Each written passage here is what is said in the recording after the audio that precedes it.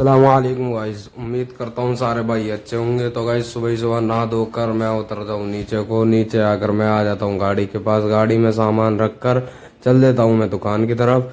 और दुकान पर कुछ देर बैठने के बाद मैं आ जाता हूँ चक्की पर आटा लेने के लिए। चक्की पे जाने से पहले मैं चला जाता हूँ भट्टे पर। भट्टे पर मुझे थोड़ा सा काम था। मैं और बबलू जा रहे थे पहले भट्टे पर, फिर उसके बाद जाते हम भट्टे पर जाने के बाद मैं जाने लगता हूँ चक्की पर, क्योंकि चक्की पर से हमें उठा कर लाना था आटा। दुकान पर आटा बिल्कुल भी नहीं था, दुकान पर आटा बिल्कुल ख़त्म हो चुका था। फिर मैं चक्की पर से आने के बाद लेकर आ जाता हूँ आटा, और गाड़ी साइड में लगाकर आटे का कट्टा निकालने लगता हूँ, क्योंकि हमें उठाकर दुकान में रखना था। और ये कट्टा भी काफ़ी भारी था गाइस, अकेले वो उठ भी नहीं रहा था। फिर भी मैंने कोशिश करके उठाया और मैं ले गया दुकान में अंदर रखने के लिए। दुकान में अंदर अम्मी बैठी थी, फिर मैंने दुकान में कट्टा रखा। कट्टा रखने के बाद मैं खाना खाने लग जाता हूँ। घर से आ गया था खाना। और ये हमारा दोस्त है सोहेल, आपने काफ़ी ब्लॉगों में देखा होगा। इसके पैर में चोट लगी थी, फिर भी हमें इसी से पानी मंगाना था, क्योंकि भाईचारा भी तो यहीं पर पता चलता है गाइस के चोट लगी हो फिर भी पानी लेकर आ जाए। फिर हो जाता है गाइस कुछ टाइम बाद असर की नमाज का वक्त। असर की नमाज पढ़ने के लिए मैं वज़ू करके आता हूँ। वज़ू करने के बाद अंदर दुकान में से मैं लेता हूँ टोपी, और टोपी लेने के बाद गाइस मैं चल देता हूँ असर की नमाज़ पढ़ने के लिए, क्योंकि असर की नमाज़ का टाइम भी हो गया था और नमाज़ पढ़नी भी ज़रूरी है।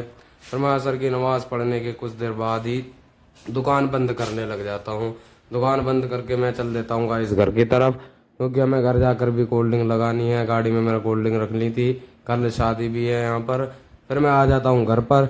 घर पर आकर देखा तो मेरे चाचा के तीनों बेटे बाहर खड़े थे, जिसमें से छोटा वाला तो गाड़ी में चढ़ ही गया था। फिर वो मुस्कुरा रहा था और बोल रहा था, भैया मुझे गाड़ी में कभी नहीं बिठाते हो। फिर मैं गाड़ी को अंदर घर में खड़ी कर देता हूँ, और घर पर खड़ी करने के बाद मैं गाड़ी में चेक करने लग जाता हूँ कोई सामान रह तो नहीं गया है। मैं दुकान पर से काफ़ी सारा सामान लेकर आया था, और कोल्ड ड्रिंक भी थी जो फ्रिज में लगानी थी। फिर उसके बाद मैं ऊपर जाता हूँ, ऊपर से थोड़ा सा वीडियो गाड़ी का शॉट लेता हूँ। फिर उसके बाद मैं रशीद और एक और भाई बबलू बाहर घूमने के लिए आ जाते हैं। फिर हमने दुकान पर आकर ली 3 कैंपा की एनर्जी। तो गाइज आप लोग बताओ, कैंपा भी इजराइल का प्रोडक्ट है? कुछ भाई कह रहे हैं कि कैंपा भी इजराइल का प्रोडक्ट है, क्योंकि पहले उसके कुछ कॉन्टैक्ट थे।